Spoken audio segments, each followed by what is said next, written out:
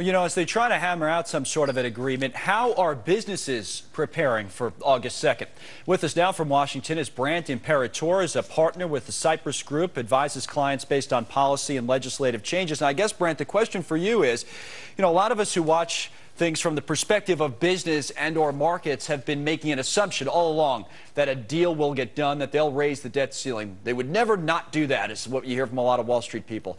What are you telling your clients? Are you telling them it's okay to make that assumption? Well, we're telling people that it's okay to make the assumption because we think that there's going to be at least a short-term deal. I mean, I think, you know, I'm an optimist by nature. I've got 3 young children. I have to be. I think most business people are optimists.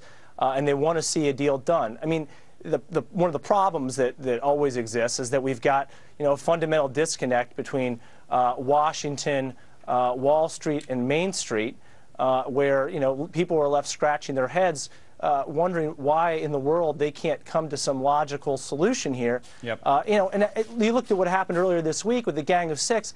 You know, there was a lot of fanfare about that, and I think, you know, people see the Gang of Six and the Obama-Boehner talks.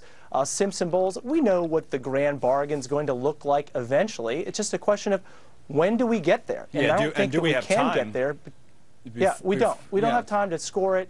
We don't have time to write it. We're just not going to get there by August 2nd. That's why. And we might not get there until... Sorry, go ahead. I was going to say that's why you might have to do something short term. And you were going to say what? That you might not get there at all, or you might just not get there in time?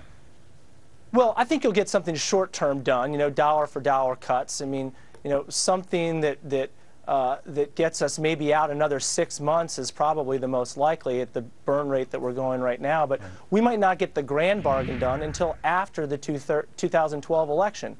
Now, you know, we're gonna have an opportunity if it's only another 6 months that we're able to buy ourselves. We'll be having this discussion again, and we've got a math problem. We're just not going to get to. You know, you have to start getting into the discretion, I mean, to the structural issues and into the revenue issues to bridge the gap to get from, you know, 6 months from now to 13 months from now. That brings up other what-if questions, right, that business people might have to take into consideration. For example, what if we do get a deal done, but it's not some kind of grand bargain, it's not $3 or $4 trillion, it's something much less than that. Then do we face a downgrade from S&P and or Moody's, one of the ratings firms, even though we've raised the debt ceiling? Yeah, well, I'm snickering a little bit. I mean, these are the same ratings firms that led us into the abyss on structured products. I understand that, but if they downgraded, that's a great point. We've talked about that, by the way, and you're so right. But at the same time, if one of them downgraded us, it'd be a big deal, wouldn't it, for borrowing costs and for the reputation of the country and all kinds of things? Yeah, I think it certainly would. You know, the question also turns to where else would investors go, though, for the risk-free rate, if you look around the world right now.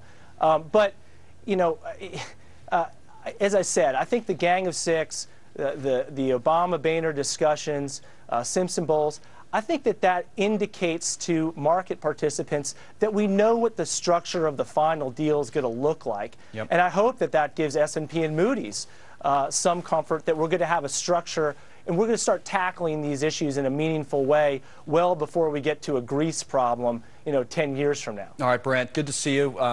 Good insight today. Brant Imperatore out of D.C. Thank you, Kyle.